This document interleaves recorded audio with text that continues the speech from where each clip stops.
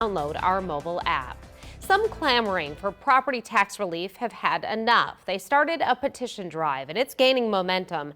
5% of registered voters in 38 counties have already signed it. They need to collect around 120,000 total signatures by next July to put their petition on the ballot.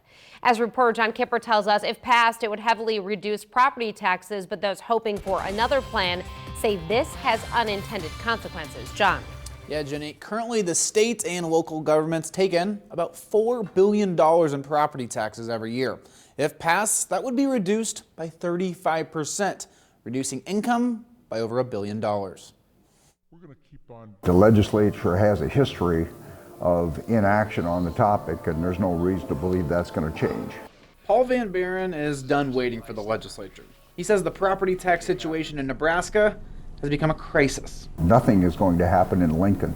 The mantra is next year. A recent report by Kiplinger shows Nebraska is taxed the 6th highest in the nation, slotting Nebraska next to states like New York and New Jersey. So Van Buren is spearheading an effort that would force the legislature to cut property taxes, reducing them by 35%, leaving it up to the unicameral to figure out what to tax instead and where to make cuts. Whether they make cuts, how big the cuts are just simply a matter of political will. And essentially what we're asking them to do is to make the hard decisions that they have put off for actually the last 30 years. But many of those trying to cut property taxes in the legislature think they can make significant progress this year before the initiative was on the ballot. Chair of the Revenue Committee, Senator Louie-Ann Linehan of Elkhorn, says they've been working throughout the summer with the governor and other senators to try to compromise and bridge the urban-rural divide. They need to do the basic thing we learn in life. Put yourself in the other people's position. As for the petition, Linehan thinks it'll pass if the unicameral comes up empty in 2020.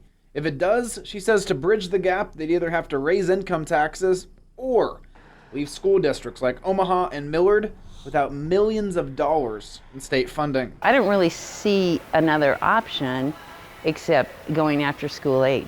Even if something is passed, Van Buren says it's very likely he's going to continue to push to get his petition on the ballot next November. Unless they do something that is permanent and significant, there's no reason to back off this. There's no reason to believe that it won't be changed the next legislative session. And Linehan also tells me that they're aiming to have Governor Pete Ricketts' support on whatever property tax bill they come up with. That's something that they did not have this year.